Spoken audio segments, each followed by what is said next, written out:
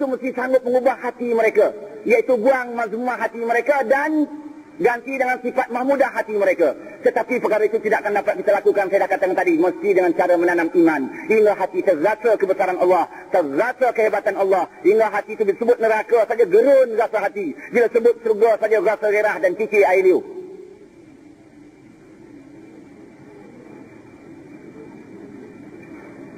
Saudara-saudari para hadirin yang dirahmati sekalian, kalau kita rasa dengan akal kita pun logik. Sebab berdasarkan pengalaman kita, kita boleh rasa bagaimana peranan hati. Saya nak tanya saudara-saudari pada malam ini. Saudara-saudari yang datang ke Dewan pada malam ini, siapa suruh? Hidung ke suruh? Mata ke? Misai ke? Janggut ke? Tangan ke? Kaki ke? Tak. Tangan diperintah dia, kaki ni datang ni, walau sakit-sakit tembang tanpa heret juga. Bukan dia nak, dia ni diperintah. Siapa betul hati? Kalau hati tak perintah, walau sebelah dewan rumah dia tak datang. Tetapi hati dah perintah, walau 200 batu datang juga, walau seret kaki, walau kaki sakit. Nampak peranan hati. Jadi kalau hati itu telah jahat, penuh bersarang dengan sifat-sifat mazmumah, sifat-sifat yang terkeji, kerana tak takut dengan Allah, tak gerun dengan Allah, sekadarkan percaya Allah ada tapi tak takut dengan Allah, tak gerun dengan Allah, sekadar percaya neraka ada, tak gerah dengan syurga Allah, sekadar percaya syurga ada. Hati yang jahat itu akan dorong mulut buat jahat, bercakap jahat. Bila hati jahat, hati yang jahat dorong mulut bercakap jahat. Dia mengumpat, dia mempertenah, dia mencarut. Lahirlah ke tengah masyarakat sesuatu yang jahat yang dilahirkan oleh mulut yang jahat. Mulut yang jahat ini bukan kerana apa? Kerana hati jahat. Mengapa hati jahat? Kerana hati ini tak takut dengan Allah, tak gerun ke Allah. Sekadar percaya Allah ada, sekadar percaya syurga ada. Nampak? Bila hati jahat, hati ni dorong buat mata buat jahat. Bila didorong mata buat jahat, jadilah mata-mata keranjang. Bila mata-mata keranjang, dia tidak akan tengok benda yang baik. Dia tidak akan tengok Al-Quran. Dia tidak akan tengok sunnah Rasulullah. Yang dia tengok peha orang, yang dia tengok dada orang, yang dia tengok betis orang, yang dia tengok rambut orang, yang dia tengok kepala orang. Ampun maaf, lebih-lebih zaman sekarang peha terdedah, betis terdedah. Di mana-mana boleh senang mata melihat betis terdedah dan peha terdedah, dada terdedah, belakang terdedah dan bermacam-macam terdedah. Maka lahir pula kejahatan di tengah masyarakat yang diciptakan oleh mata yang jahat. Mata yang jahat oleh kerana dorong oleh hati yang jahat. Hati yang jahat ini tidak lain tidak bukan kerana hati belum takut dengan Allah, sekadar percaya Allah itu ada. Hati ini belum takut dengan neraka Allah, sekadarkan percaya neraka itu ada. Bila hati ini jahat, hati yang jahat akan dorong tangan buat jahat. Kalau tangan ini didorong buat jahat, tangan ini akan membuat benda yang jahat. Tangan ini akan memegang yang jahat. Dia menciptakan jahat. Lahirlah kejahatan di tengah masyarakat yang diciptakan oleh tangan-tangan yang jahat. Tangan yang jahat ini oleh kerana didorong, disuruh, diperintahkan oleh hati yang jahat. Hati yang jahat oleh kerana hati itu belum takut dengan Allah dan belum gerun dengan Allah. Sekadar hati itu percaya, sekadar akalnya percaya Allah ada dan syurga itu ada, neraka itu ada dan syurga ada. Lahir pula lah ke tengah masyarakat kejahatan yang diciptakan oleh tangan tadi. Manakala hati jahat, hati ini pula dorong kaki. Kaki pula menghala tempat yang jahat.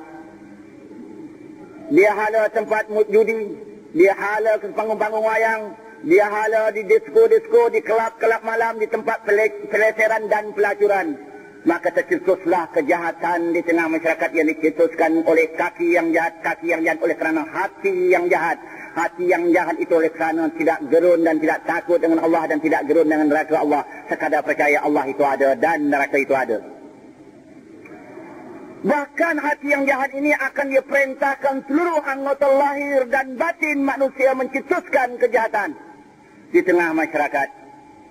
Akhirnya kejahatan yang lahir di tengah masyarakat, itu yang merupakan penyakit-penyakit lahir yang saya masukkan tadi, yang didorong oleh anggota-anggota yang jahat, kerana dia juga didorong oleh hati yang jahat.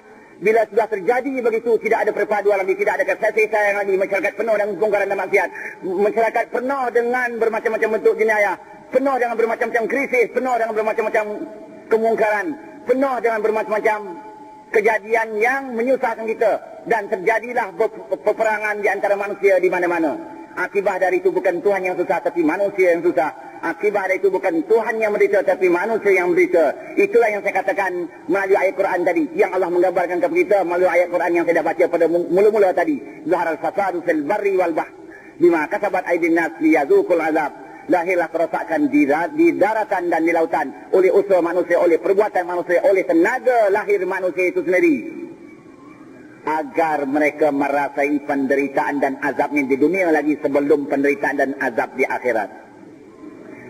Tetapi para hadirin yang dihormati sekalian, manakala hati itu baik, tidak ada mazmuah lagi, sudah ditanam dengan sifat mahmudah, kerana ditanam dalam hati itu rasa iman yang begitu mendalam kepada Allah, hingga hati terasa gerun dengan Allah, terasa hebat dengan Allah, terasa gerun dengan neraka Allah, dan cinta kepada syurga Allah. Hati yang baik ini akan dorong mulut buat baik. Bila kalau hati yang baik ini mendorong mulut baik, mulut ini akan bercakap baik, akan memperkatakan yang baik, akan memperkatakan yang akan memberi manfaat dan memperfaedah kepada manusia. Lahirlah kebaikan di tengah masyarakat yang dicetuskan oleh mulut. Mulut yang baik ini dicetus oleh hati yang baik. Hati yang baik ini kerana benar-benar beriman kepada Allah. Maka kebaikan yang dicetuskan oleh mulut itu, manusia juga yang dapat faedahnya di dunia lagi sebelum faedah di akhirat. Manakala hati ini baik, hati ini akan dorong pula mata baik. Mata melihat benda yang baik, melihat sesuatu yang baik yang akan dapat memberi manfaat kepada manusia itu. Maka lahir pula kebaikan di tengah masyarakat yang dicetuskan oleh mata yang baik. Mata yang baik oleh kerana dorong oleh hati yang baik. Hati yang baiknya oleh kerana sangat beriman kepada Allah Subhanahu Wa Taala. Hati yang baik ini akan dorong tangan buat baik.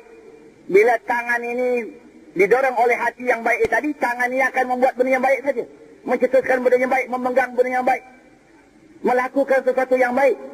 Lahirlah kebaikan di tengah masyarakat yang dicetuskan oleh tangan yang baik. Tangan yang baik ini oleh kerana dorong oleh hati yang baik.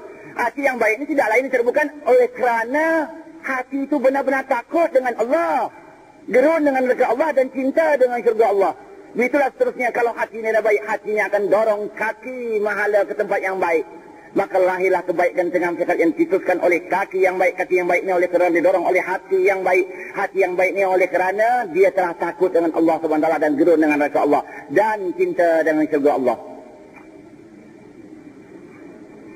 Jadi kalau seluruh anggota manusia ini mencetuskan kebaikan di tengah kehidupan, di semua bidang, di semua aspek kehidupan manusia, oleh kerana didorong oleh hati yang baik. Hati yang baik itu oleh kerana begitu takut dengan Allah dan begitu gerun dengan neraka Allah, maka akan timbullah perpaduan kasih sayang. Tidak ada kemungkaran lagi, tidak ada maksiat lagi, tidak ada bermacam-macam bentuk jenayah lagi, tidak ada bergaduh lagi, tidak ada peperangan. Akan hidup aman damai, hidup dalam secara keharmonian, hidup kasih sayang, hidup berpadu, hidup masyarakat yang bersih daripada sebarang kemungkaran dan maksiat.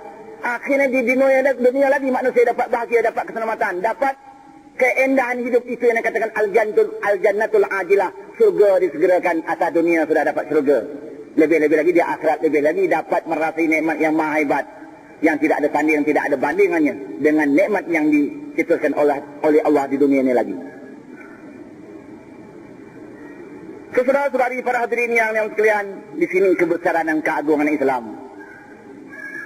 Di sinilah kebesaran dan keagungan Islam, yang mana Islam berjaya dulu, zaman Rasulullah, zaman para sahabat, zaman para tabi'in, umumnya zaman salafus salih, zaman dahulu, mengubah penyakit masyarakat. Kerana umat Islam di zaman itu berpandukan Al-Quran dan Sunnah Rasulullah, mengubat penyakit batin lebih dahulu. Mereka terlalu berat memikirkan penyakit batin. Bila penyakit batin dimusnahkan, penyakit lahir dengan sendiri termusnah. Bila penyakit batin musnah, penyakit lahir dengan sendiri termusnah. Bila batin ini baik, dengan sendiri lahir akan tercetus kebaikan. Di sini kebesaran dan keagungan Islam, yang tak dapat dilakukan oleh manusia-manusia yang mengubat penyakit masyarakat dengan otak semata-mata. Jadi di antara keagungan dan kebesaran Islam setelah mengubat hati manusia, yang telah berlaku di zaman Rasulullah, zaman sahabat, zaman tabi'in. Umumnya